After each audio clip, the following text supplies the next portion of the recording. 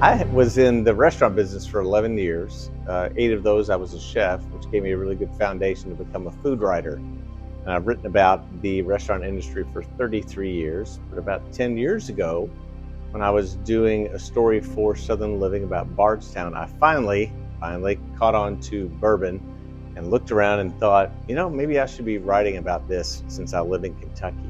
So I've written mostly about spirits for the past 10 years. And those two careers just kind of came together really nicely in that I had a foundation and an understanding of food and spirits and wine and beer and all that, and I had a good opportunity to make another career and write about it.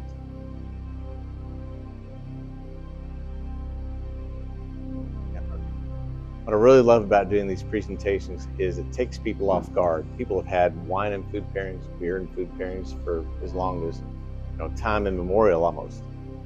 Spirits, on the other hand, people tend to either set them aside in cocktails or set them aside as neat pours and leave them alone. However, many years ago, I stumbled upon just a simple pairing of prosciutto sliced country ham and bourbon.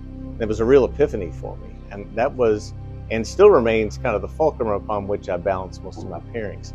It's a great combination that coats your mouth, food generally, and spirits get an opportunity to cleanse it all away and leave your palate tingling. I don't think many people know that, and they certainly don't understand it until they go through these experiences. So many times when that happens, people are like, I'd never thought of that. I would have never thought of that. I never would have thought that if you take blue cheese and chocolate and put them together and have me sip a good whiskey behind it, that it's going to taste great. And so it's that epiphany and that awakening that they have that's really the most exciting part of doing this. Plus, they get to get up in front of people and get out of a chair. Writing keeps you in a chair. Presentations get you out in front of a crowd and making new friends and creating new experiences.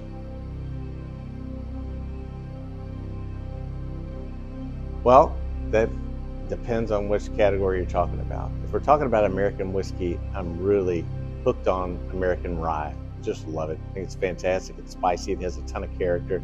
It's bold. It's great to sip. It's great in cocktails, and it's really, really good in food pairings because it cleanses the palate so well. But I also love tequila a lot. Really enjoy it. Spent a good amount of time in Mexico over the past couple of years enjoying that and learning about the artisanal process that's still alive and well in tequila. So were I forced to choose between the two, man, that's tough. I don't know. That's a Sophie's choice, frankly. Maybe American whiskey or American rye whiskey because it's here.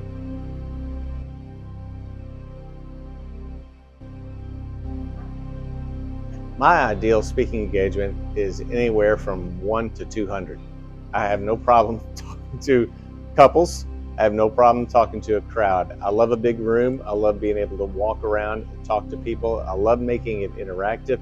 I love shaking hands with people and asking them personally, even right there in the presentation, if they're liking and they're enjoying what we're doing. It gets people interested, it keeps them engaged, and it also frees them up to ask questions during the presentation. So far I haven't had a 200, but I've had several at 160. So happy to step up.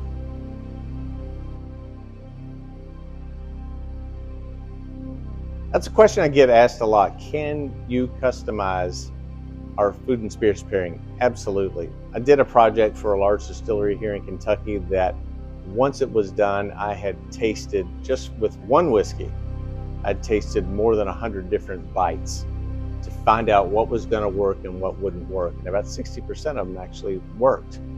So that the opportunity to customize it is easy. I love to do it in situations that kind of reflect where I am. In Kentucky, I nearly always use long-aged country ham that's prosciutto sliced thin, just like you would see in Italy. I've been out in California and I've used some other bites that are anchored in Mexican food to work well with tequila. Sometimes whiskey also. It just depends what you want. Is there a theme involved in your event? And particularly if you even have your own product, that we anchor it to that.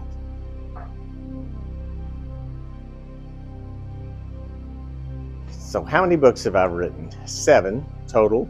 most of which center on food or spirits. And there was actually one in there that was on historic automobiles at one time, which was a lot of fun, but it was a lot of research for me.